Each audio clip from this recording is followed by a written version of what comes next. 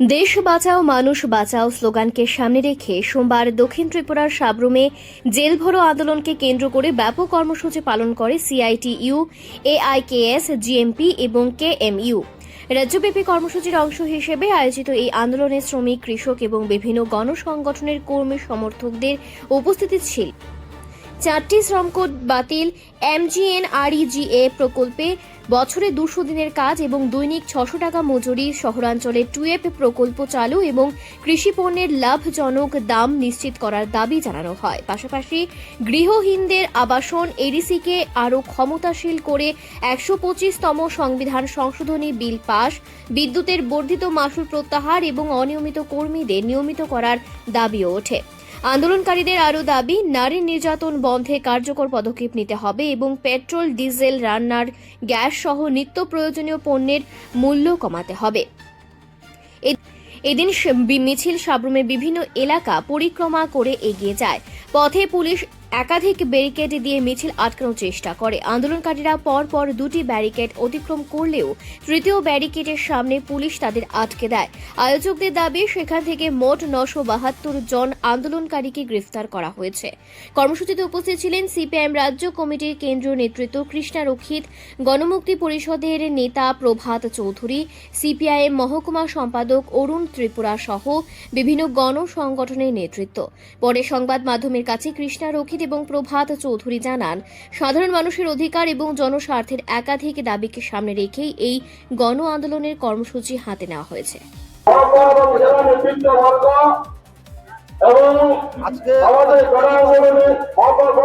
আজকে 4টি গণসংগঠন সিআইটিইউ, কৃষক সভা, ক্ষেত মজুরি এবং জিএমপি উদ্যোগে আজকের এই 11 দফা দাবিতে কর্মসূচি। আপনারা জানেন, আমাদের দেশে একটা সর্ববৃহৎ কৃষক আন্দোলন হয়েছে। এই কৃষক আন্দোলন শেষ করার জন্য কেন্দ্রীয় সরকার যে প্রতিশ্রুতি দিয়েছিল, সেই প্রতিশ্রুতির খেলাপ করেছে।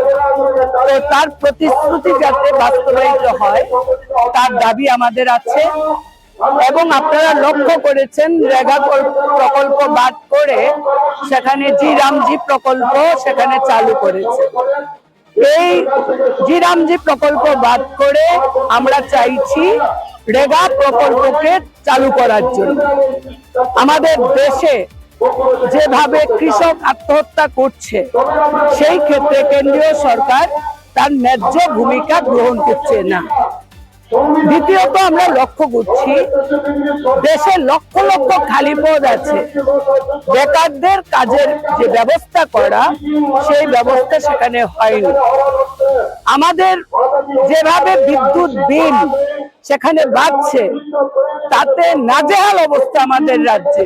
সেই বিদ্যুৎ বিল যাতে বৃদ্ধি না হয়, তার জন্য আমরা দাবি তুলছি যে নারীদের উপর যে ধরনের নির্যাতন, নিপীড়ন শুরু হয়েছে, নিরাপত্তাহীনতায় ভুগছে, নারীদের নিরাপত্তা সুনিশ্চিত করতে হবে। আমরা দাবি করছি যে ত্রিপুরা রাজ্যে মাফিয়া রাজ, গুন্ডা রাজ, সিন্ডিকেট রাজ মারাত্মক সেখানে হয়েছে।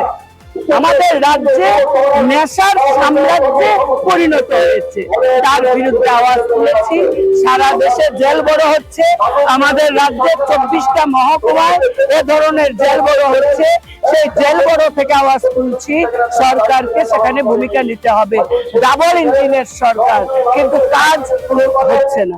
তার জন্য আমরা আমাদের মানুষকে নিয়ে যে লড়াই শুরু করেছি, সেই লড়াই বৃহত্তর থেকে আরো বৃহত্তর হবে।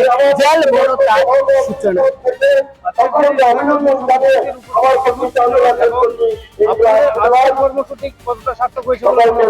সাব্রুম মহকুমায় আমরা যে সবার মধ্যে দিয়ে যে সংখ্যা নির্ধারণ করেছিলাম, তার থেকে আরো অধিক সংখ্যায় মানুষ স্ব উদ্যোগে রাস্তায় রাস্তায় দাঁড়িয়ে আজকের এই জেল ভরোতে অংশগ্রহণ করেছে।